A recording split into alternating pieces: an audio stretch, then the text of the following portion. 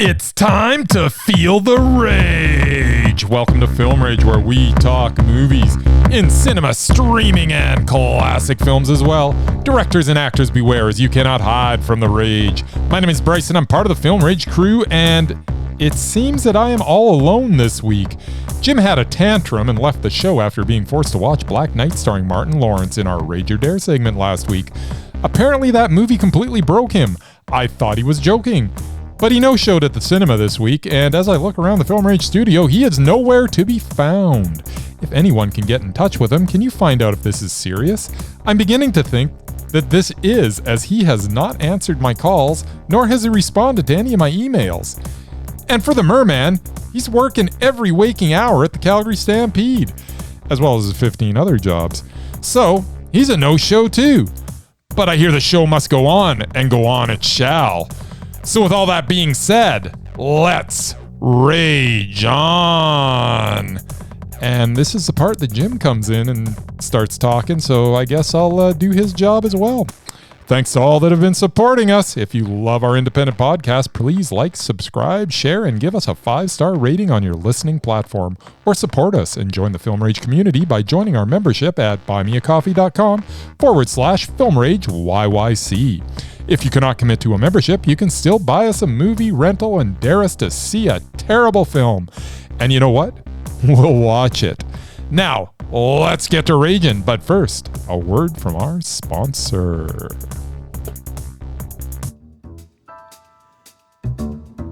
Hey Bryce, what are you doing tonight? I'm going to my favorite cinema, Canyon Meadows Cinema, to see the best second-run movies at the best price. What? How inexpensive are they? Regular price is $5, $5. Regular price is $5. Makes me hope they also serve pizza. They do, plus a lot of other great food choices. Plus, I'm planning my office Christmas party there. They can host a plethora of options for any get-together. Gaming, movie, drag show. Drag show? Now I know where I'm planning my next party. Hey, maybe you think there's a Liam Neeson or a superhero movie planned? I hope not. But maybe there'll be a great independent documentary.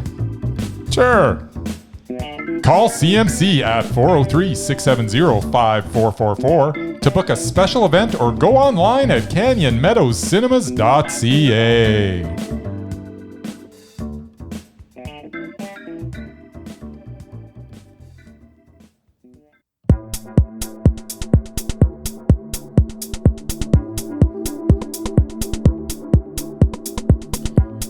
All right, as per usual, we will start with what we saw in cinema last week. And we are going to start with a movie called Joyride. Joyride. What can I say about Joyride? Well, if stuffing drugs up the bum, a vagina tattoo, participating in a threesome as you are on a video conference call with your boss, multiple scenes of people throwing up on each other, penis statues, vagina paintings, and sex with a basketball sound entertaining, then this is a film for you. The film follows two best friends from when they met as youngsters to 25 years later, as one is a budding artist by the name of Lolo, and the other is an ambitious lawyer named Audrey. Through a convoluted plot development, they find themselves in China, and debauchery ensues. They are there on a business trip for Audrey, but Lolo is there to translate. I guess that makes sense? Maybe not really. And they are joined by Lolo's cousin, Deadeye, and Kat, a college friend of Audrey. These four travel around China and eventually Korea as they participate in many questionable endeavors as they search for Audrey's birth mother. Did I mention that Audrey was adopted? It doesn't matter. Why they end up looking for her birth mother is kind of dumb, but it takes us to some of the better scenes in the film. Long story short, they pretend to be a K-pop group, and then they get all mad at each other, and then eventually they make up. There is some heart in this crude tale, but it takes way too long to get there. As far as raunchy comedies go, it is better than some and much worse than others. You know what you're going to get going in. There were a few laughs and a few scenes towards the end that make this barely worthwhile, or in Film Rage speak, Joyride was a low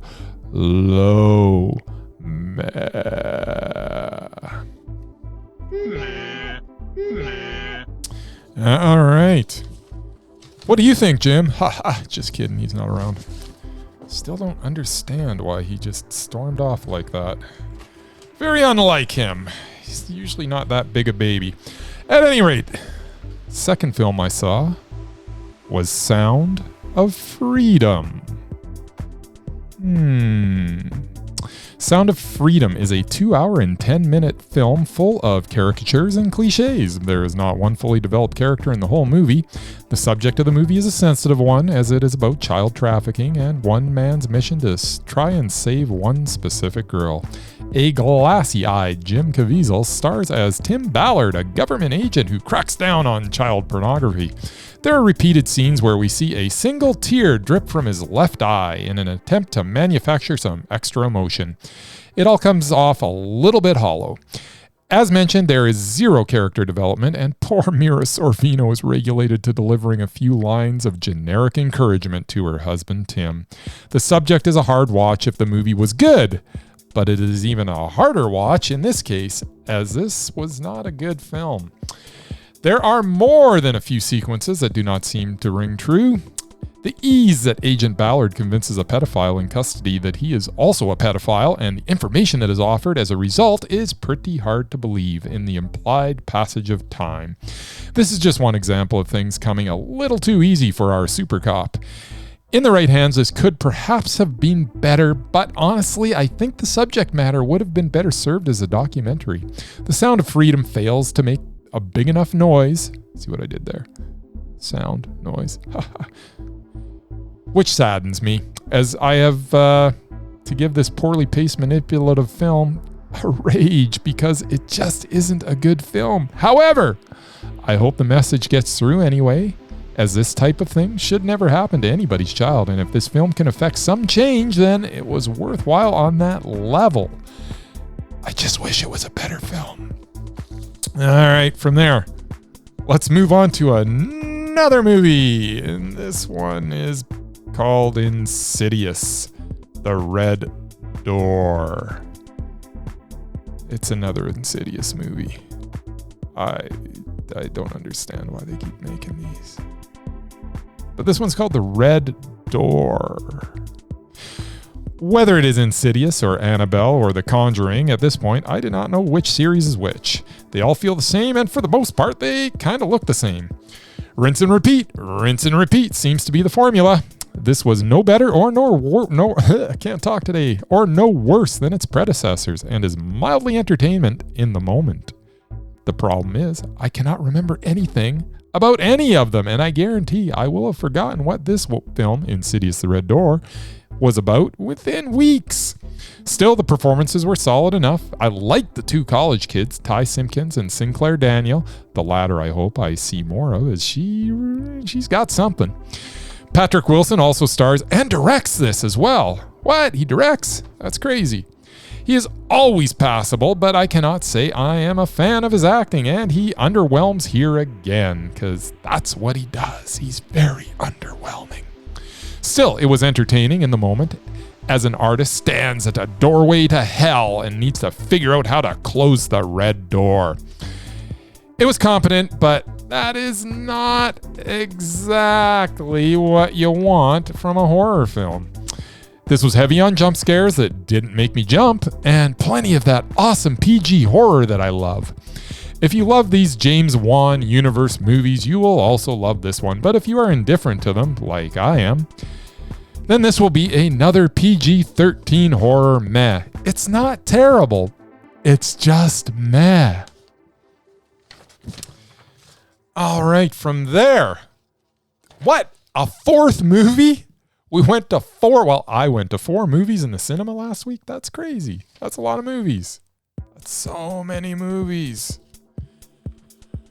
Fourth movie, I think I may have saved the best for last, is called Blue Jean. Blue Jean is the directorial debut of Georgia Oakley, who also wrote this. It is the story of Jean, played by Rosie McEwen, a gym teacher in 1988 England, as Margaret Thatcher's ultra-conservative government is in the process of passing a law that stigmatizes gays and lesbians. This forces Jean to lead a double life as she tries to hide the fact that she's a lesbian from her co-workers. It is a film that does not feel the need to make our main character into a hero for the cause. She is grounded in the reality that she lives in and makes decisions based on her perception of that reality. She makes some choices that seem unacceptable except for the fact that in her mind there is no other way. This causes her a lot of shame and anguish. This brings me to the performance of Rosie McGowan. This is a star-making role for her as her layered turn as Jean causes us to go through a wide range of emotions. There are moments where I am mad at her, times when I'm rooting for her, times when I'm disgusted with her, times when I'm genuinely happy for her, times of frustration, times when I am sad for her, and everything in between. This, as mentioned, is a very genuine feeling film, and the ending is satisfying without pandering. The movie has a braveness to it as it could have made Jean some sort of crusader for justice, which would have been the easy way to go. But that is not the character that was presented. Every one of her choices made sense in relation to her character. Such an honest look at a tough time and place to be gay. Jean knows she is flawed, but also knows that she can do better. As at one point, while talking to one of her students, she tells her, "People failed me, and now I've failed you." She is very aware of the person she is and the person she wishes that she could be. This is a very confident debut from a filmmaker that I am excited for, as this film gets her career off to a fantastic start. Blue Jean introduces us to a star in the making as well in Rosie McGowan, and a director, as mentioned, with a very bright future in Oakley. Oh, and Blue Jean is also Mondo. I absolutely adored this film. Now, since I'm running the show this week, I've got some excellent news for y'all. It is the return of streaming.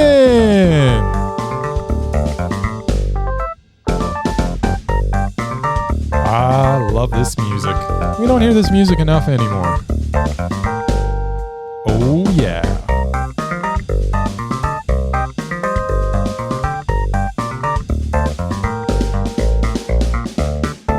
So, the first thing that I streamed this week was a film by the name of Daliland. Daliland is another biopic failure. It is about Salvatore Dali, played here by Ben Kingsley. This film takes a great artist and puts him in a mediocre film, as his life is boiled down to 1 hour and 37 uneventful minutes. The performances are decent, but they are mired in a script that fails to live up to the dynamic painter. This shocks me, as Mary Herron has made some interesting and dynamic in her own right films in American Psycho and I Shot Andy Warhol, although as of late the film quality has lagged.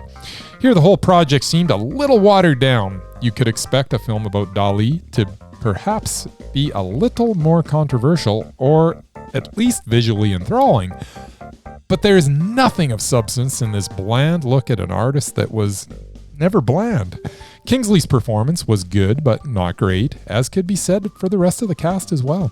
Daliland was mostly just disappointing. For a film that I was really looking forward to, I am sad to say that it was an underwhelming and disappointing meh.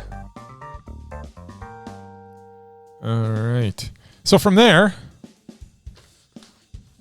we go to a documentary called Wham! Wham is the story of the 80s pop band that launched the career of George Michael. It is an interesting look at the dynamic between Michael and Andrew Ridgeley as Wham, as they attempt to take over the pop world. It is a story of close friends who make each other better. The film covers the friendship from its beginning in grade school. With the help of Ridgeley's mom's scrapbook, we take a chronological journey as they rise to the top of the charts. It shows the determination they had from the beginning and the belief that they had in themselves and each other. It paints a picture of a bit of a shift in influence. In the beginning, Ridgely was thought to be the creative force, but with his help, he inspired Michael to come out of his shell, and by the second album, it was clear that Michael was a superstar. By the second album, Michaels was writing and producing, and the writing was on the wall for Ridgely. With Ridgely's support, Wham broke up, and George Michael was on his way to superstardom. They played their last concert in 1986 at Wembley Stadium. The thing you will take away from this is how this film makes Ridgely look like the best person walking the face of the earth. How could he not resent or be jealous of the success of Michaels? According to this movie, he was in full support of the demise of Wham so that Michaels could soar to the highest heights. He is definitely a better man than me. I would have been pissed. This was a fun documentary, and I suppose we should be able to take all that it is at face value as it is narrated by the band. It is an amazing story, as not many could achieve the success these two did in just 4 short years. Wham, the documentary, is a high meh. I really liked it. All right. So, from that, let's get serious again. Next film we're going to look at is Reality. Reality is a fascinating look into the true events that happened to a young lady by the name of Reality Winner. The dialogue within this are straight from the FBI recordings of Reality's interrogation, search of her home, and arrest. At first, we are in the dark as to why this is happening to her, but as the interrogation continues, we slowly realize that she is what she is being accused of. This is a tense bit of filmmaking that will give you a glimpse into how the FBI operates, and also the strength it takes to do what you believe in and do what you think is right, as Reality risked everything for those beliefs. Sydney Sweeney's performance as Reality drips with authenticity, as at times it almost feels like you are watching a documentary. This is a film worth checking out, with its unique approach and minimalist production that lets the real dialogue and the tremendous performances tell the story.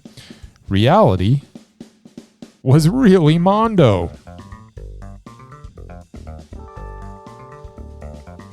And now, we're going to look at Brooklyn 45. And it was playing on Shudder, by the way. I like to pump the tires of Shudder every now and then because I don't think enough it's still releasing some good stuff. You got to wade through it a little bit sometimes. There's a lot of... But you know what? For the price, man, it's value. Especially when you get movies like this. Movie I'm talking about is Brooklyn 45. Brooklyn 45 tells the story of 5 military veterans of World War II who get together one night and find themselves trapped in a room as they begrudgingly participate in a seance. The tension builds throughout, and eventually next-door neighbor Hildegard escapes a closet where she had been tied up. This is where the film ramps up, that existing tension just goes to a complete other level. The true colors of everyone in the room are revealed as secrets are uncovered, all while some supernatural events happen around them. The film could not have done a better job of developing every character in the room. We understand the motivations and backstory of all of them. The film also lets you draw many of your own conclusions, as not every detail is spelled out. It is a great ensemble cast with standouts Anne Ramsey and Marla Sheridan. The U.S. Army's top interrogator, and Christina Klebe as the aforementioned Hildegard, a German immigrant who some in the room suspect of being a Nazi. The film is a pressure cooker filled with ghosts and gore and suspected Nazis and deception and, most of all, really good actors. I love this glimpse at how different people may react to very unnerving circumstances. Brooklyn 45 was not what I was expecting and was actually so much better than I ever could have imagined. It is a reminder of why I keep my subscription to Shudder, as every now and then it will release a film like this. Brooklyn 45 was mondo. Holy crap, that's 8 movies we've done in under 20 minutes. Well, we just hit the 20-minute mark. Now, where do we go from here? Where do we usually go from here? Oh, yeah. I remember. Temperature rising. Vision blurring. Rage taking over.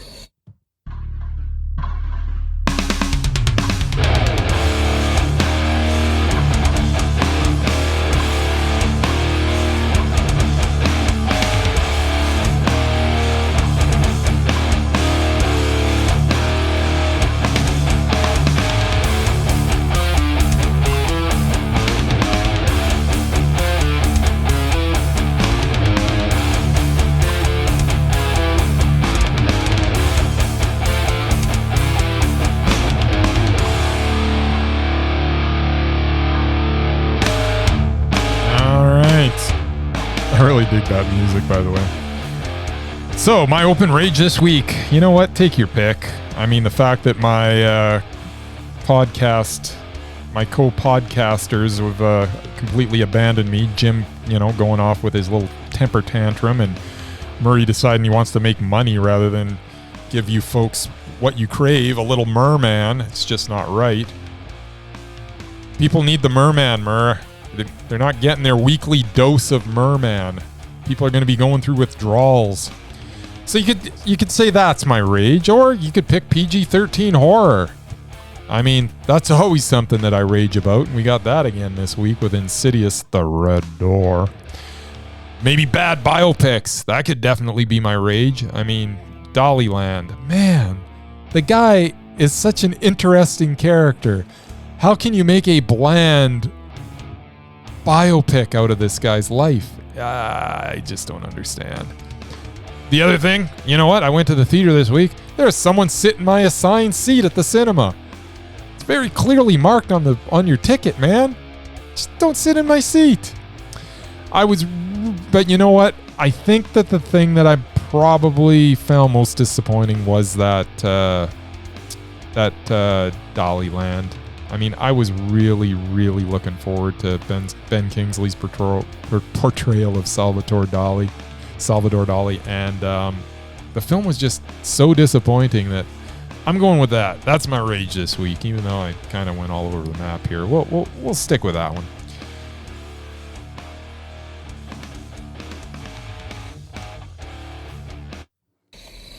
Rage subsiding. Pulse slowing. Anger fading.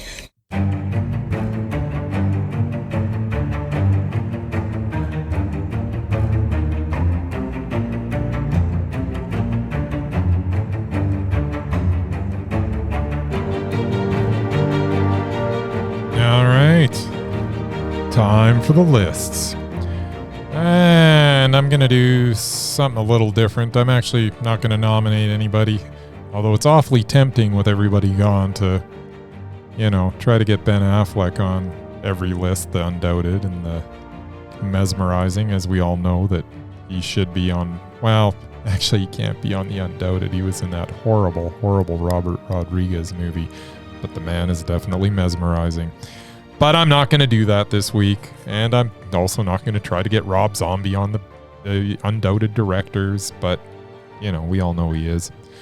But what I am going to do is I'm just going to take a look at our lists here, because I haven't actually looked at them in a while. So I'm actually going to filmrageyyc.com, and let's take a look at the lists. Let's just look at the Doubted and the Undoubted, because the other ones are obscenely long.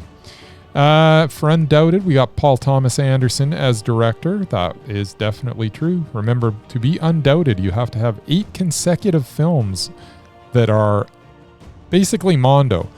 You can have a meh on the list of your 8 films, but you cannot have back-to-back mehs, and you also cannot have any rages. So Paul Thomas Anderson, that makes perfect sense that he would be Undoubted. Kelly Reichardt, she is the newest addition, I believe, and man, everything she makes is just spectacular. This one's a little shocking. Emma Stone apparently is Undoubted. I almost feel like I need to go look at all her movies, but apparently she's made some good choices. Remember, Undoubted doesn't necessarily mean that you're just like a fantastic actor, but it just means that you've made some good choices. Now, having said that, I'm not saying Emma Stone's not a good actor, but she's it's just shocking to me. It's shocking me that she's Undoubted. Also, we have Noah Baumbach. That makes perfect sense because everything the man directs is spectacular. Tom Hardy, another dude that makes a lot of good choices.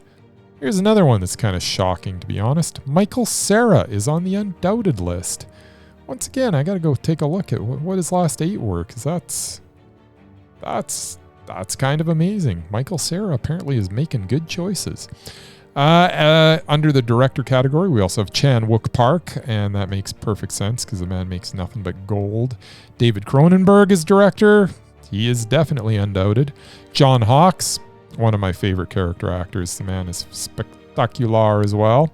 Hirokazu Korida absolutely deserves to be on this list as a director, of course. Christopher Nolan. Guess we'll see after Oppenheimer if he can stay on the list. Can't imagine that it would be a rage, but hey, who knows?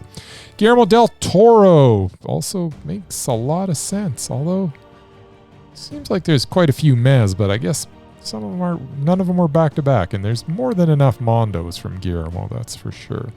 Alfred Hitchcock, no brainer. Apparently he's going to be Undoubted for life because guess what? He's not going to direct any more movies for obvious reasons. Denis Villeneuve, that's another one that, I guess that makes sense. Although, really, did I not give his last movie a? I gotta look into that one. He might have snuck one past me, but let's see. George Miller, yep. And although there's a little note here that we need to watch Witches of Eastwick again. That was pretty bad. Was it a rage? Was it even a maz? That's interesting. Jim Jarmusch as director. Absolutely. Kurosawa as director, of course. And Noomi Rapace, who is always really, really good. So it's not shocking that she's also made really, really good choices. Now, another list that is almost equally tough to get on because, man, do you have to be bad to get on this list. It's a list called the Doubted list. And it's so hard to get on that it's actually, I think, our shortest list. We've got David Spade, no brainer. John Travolta, no brainer. James Marsden.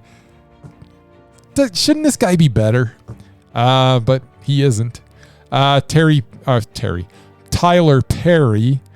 That's a no-brainer. Yeah, we've got him as director. I can't imagine that he's not as an actor as well, since he seems to act in all his own movies. Then we got Vin Diesel, no-brainer.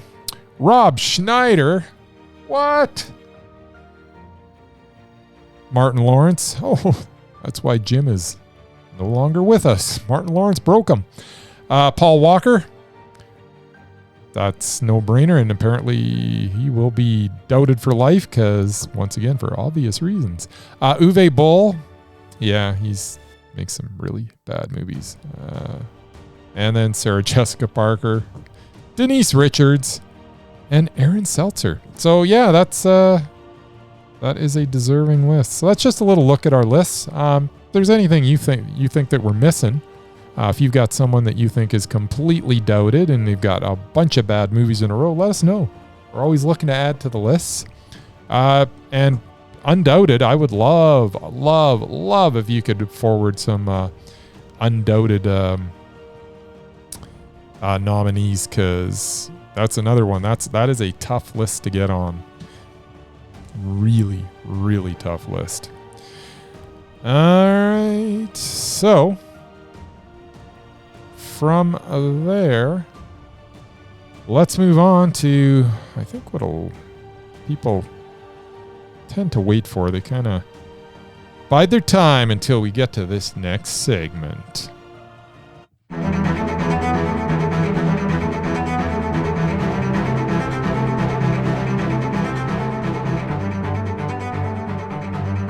It is with a heavy heart that I, Casey, your god of rage, bringer of sadness and unquenchable ire to the podcast, inform you of what has happened recently. You see, last week I fully expected that Bryce would break again due to Martin Lawrence's rage-inducing skills. However, it appears that it was Jim who was broken. Finally, and he decided to quit the podcast, leaving when he could not take the level of rage that the Black Knight delivered. Well, as I always say, if you can't take the heat, get out of the kitchen, Jim. It's a sad day for Film Rage, but it is time that we all move on. Maybe this will give me more airtime on the podcast. What should I talk about? I'll get all of that organized for next week after the socially acceptable period of mourning for Jim leaving is over. Stay tuned for Casey and the Ragettes, a new and improved Film Rage podcast. Out with the old, in with the new. So, after Cry Baby Jim exited stage right pursued by a Black Knight, Bryce pulled a truly musical masterpiece when his little baby fingers grasped Mamma Mia, Here We Go Again from my phantasmagoric bag of evil remakes and sequels. Let's check in with Bryce and see if this magical musical mystery tour will also cause him to quit the show. And then it will be all Casey, all the time. My plan is nearly complete. I guess Bryce's wish finally comes true and he now gets to actually get all of the Rage Dares. Come on, Bryce. All right, Casey. Yeah, you didn't quite break me with this one, but first of all, I am pretty sure that I've watched this recently, but I couldn't find it in the Rage or Dare list on the website. At any rate, I will guarantee you that I will never watch this again. This is Mamma Mia, Here We Go Again from 2018. I mean, forcing me to listen to ABBA for 2 hours would be sadistic enough, but to make me watch a 2-hour movie packed with ABBA performed by the likes of Pierce Brosnan, Colin Firth, and Stellan Skarsgård is next level awful. The music is awful, the story is dumb, the attempts at humor fail to land. I was embarrassed for the entire cast. Why would Stellan Skarsgård and Colin Firth involve themselves in this endeavor? I mean, I can kind of understand why Pierce Brosnan would, you know. The ghost of Meryl Streep appears, and that made my eyes roll back into my head so far that they got stuck for a few seconds there. The appearance of Cher belting out a song towards the end was enough to make me throw up a little in my mouth. And did I mention that I am sure that I have watched this recently? I do not understand why I'm watching. I don't know why. It had to be for the podcast because there is no way I would ever voluntarily watch this. And then, as the end credits rolled, we got another ABBA classic performed by the entire cast in sequin jumpsuits. Long story short, Casey, you are a sadistic son of a bitch, and Mamma Mia, Here We Go Again is a rage.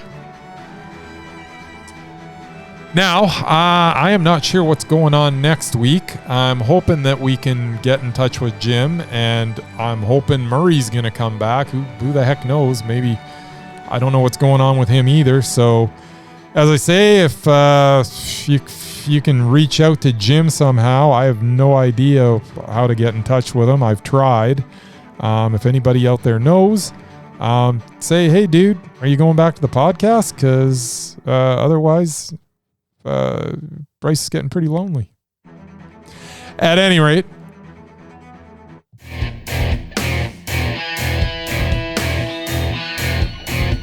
thanks, Ragers, for listening. Thanks to the extended Film Rage community and family, who you can actually see them all in our show notes. Thanks to Casey from The Nerdy Photographer for the voice of Rage or Dare. Find us on the social medias everywhere at Film Rage YYC. Check out everything Film Rage at filmrageyyc.com, including our merch site for Redbubble and TeePublic. I did not know that we had merch for sale at Redbubble and TeePublic. That's news to me. I might have to go check it out. Maybe buy myself a Film Rage hoodie. I don't know. We're always wanting to make this a raging blast for all listeners, so please comment, like, and subscribe, or send us an email to calgary@gmail.com. And hey, I think Jim's still got access to that, so send him an email and say, what's happening, dude? Why aren't you on the podcast? You can't be that big a baby. Why are you taking your ball and going home? Martin Lawrence is bad, but it's not worth quitting the podcast over you. Anyways. Dare us to see terrible movies to fuel our rage. You can do that at Film Rage Calgary@gmail.com. And no matter what you do, please make us rage. That's it for this week. Rage on!